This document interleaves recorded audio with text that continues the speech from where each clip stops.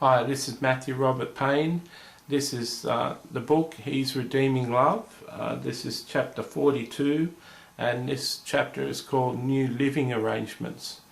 I met a lady, I forget her name, and as I forget many names, and I met a lady in a church that seemed a bit full on for Jesus and passionate about Jesus, and she was someone that attracted me, that I had a friendship with. And one day we were talking and she said, "Why don't you move in with me and my daughters?" And she lived in a two-bedroom apartment, which was a nice apartment, and she and the girls moved into one room and gave me one room, and we were living there for a while, and she got to know the prostitutes in King's Cross that I was ministering with, and went in and visited them and bought them some presents one day, and she was the one who told me that I need to stop visiting them, and that my life in King's Cross was finished, and that God had told her to tell me that He'd closed the door in that area. And so I lived with her, and in the apartment building they had a pool, and I used to take the three girls that she had, down to the pool, and we'd swim in the pool. And I had one favourite.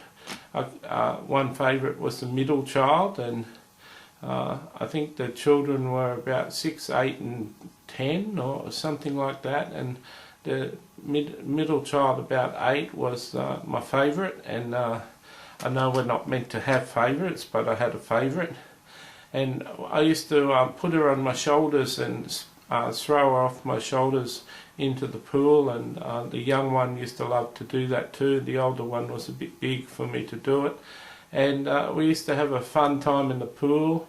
I really enjoyed living with the woman. At the time she had a boyfriend, so there was no physical relationship between me and the woman.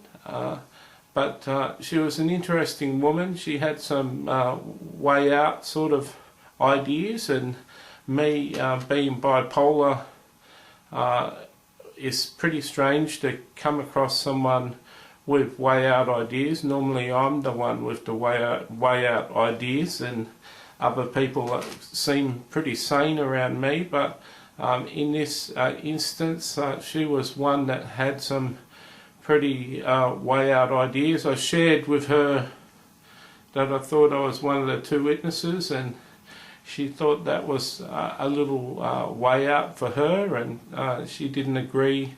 Although she thought she was a prophet herself, she didn't agree that she was one of the other witnesses, and she didn't believe that she was a prophet sent to judge the world, although she did have strong ideas about judgment and speaking judgment in a church and prophesying judgment. She went through a stage of taking me from church to church, coming into strange churches and blasting out judgments over the church, and we went from church to church doing that. And I don't know so much that we got a reputation. One time the police were called to one of the incidents, to one of the times that we made a scene, but we went from church to church blasting them, and many prophets early in their ministry think that that is their goal, that is the reason that they're on earth, is to rebuke the church and tell the church that they're wrong. And before I had been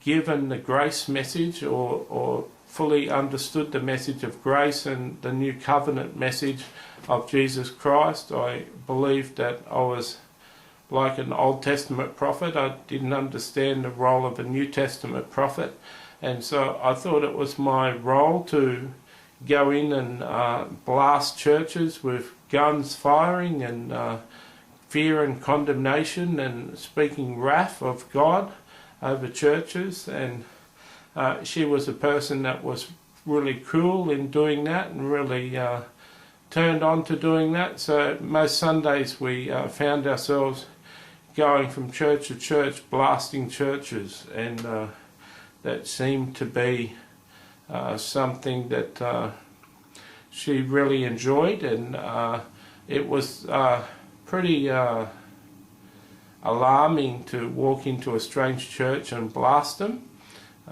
It certainly took you out of your comfort zone, but you felt that you were doing God a service and warning the churches, and so I felt that it was a necessary part of being a prophet, and I knew the prophets in the Old Testament were hated and rejected and maligned, and so I felt that I was right within the role of a prophet. I was right in the middle of what I was meant to be doing, because she was convinced that we were to be doing that, and so I was pretty convinced that that was the right way to go. So that's the sort of relationship we had. She was a bit of a controlling woman. She liked to make the rules and liked to basically say that it was her way or the highway, and she wasn't very open sometimes to negotiation between wills. It was like a battle of wills sometimes, and I suppose you could call a weaker individual a person who certainly didn't enjoy confrontations and didn't enjoy arguments, and so most times when I felt that I wasn't going to get my way, I'd just back off and do it their way. I found out many years later in a teaching on anger that most of my life I've, rather than react to angrily or have an outburst of anger, I used to suppress my anger many years. For many years I just suppressed my anger, and apparently suppressed anger leads to depression, and I've suffered a lot with depression, and so I understand it comes from not dealing with my anger effectively. And so here was a person in my life that was strong-headed and strong-minded, and she was a person who liked to get her way, and so I succumbed to that and did mostly what she did. She decided.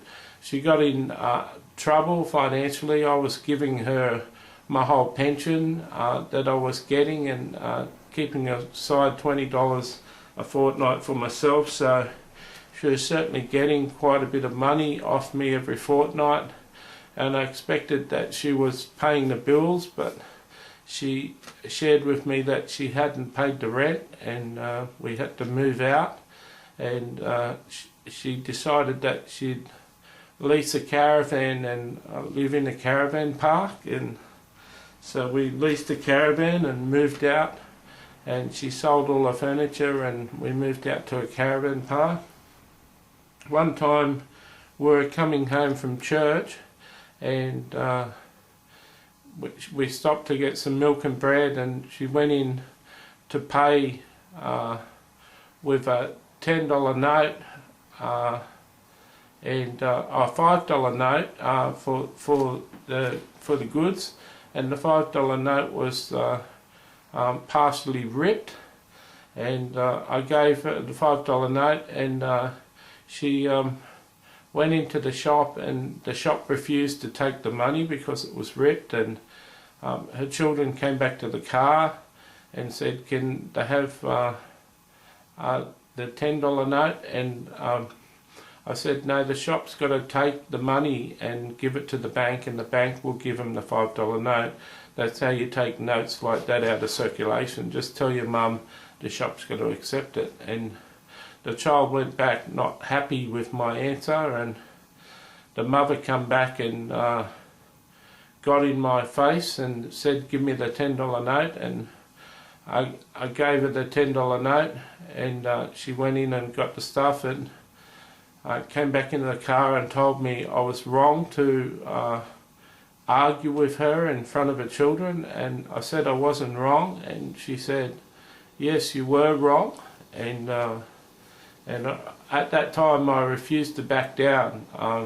This was one incident where I wasn't wrong, and I wasn't going to back down on the incident, and I was told before the trip ended in the car, before we got home to the caravan park, that I was to pack my bags and leave, that she was kicking me out. And I had her pension card, and I'd been using a pension card sometimes to travel into the city and go and do things in the city, and the pension card allowed you to travel for $1.10 for the day because you're on the pension, and we got cheap train and bus travel. And she asked for a pension card back, so I couldn't use that for the train, so the train fare was going to be something like $3. And the Lord Jesus told me to leave, and I took my bag and I was walking. It was a couple of miles to the train station. I was walking with this heavy bag, and 3 times I stopped and asked Jesus, could I go back to the house? And he says, no, this is for you to trust me in faith. I want you to leave. And I 3 times I picked up the bag again and went towards the station. As I approached the station, on the ground outside the station was a pension card in someone else's name. Yes, at that time I wasn't on a pension, I was just on unemployment benefits. I wasn't on a disability pension, that's right. And so outside the station I found a pension pass on the ground, and that meant that the train fare wasn't going to cost $5, it was going to cost $1.10. And the lady had given me the $5 note that was ripped, and that was my only money. So I took it to the station and told the station master that if he handed it into a bank, they'd give him $5, and he understood and gave me the ticket, and I was officially homeless.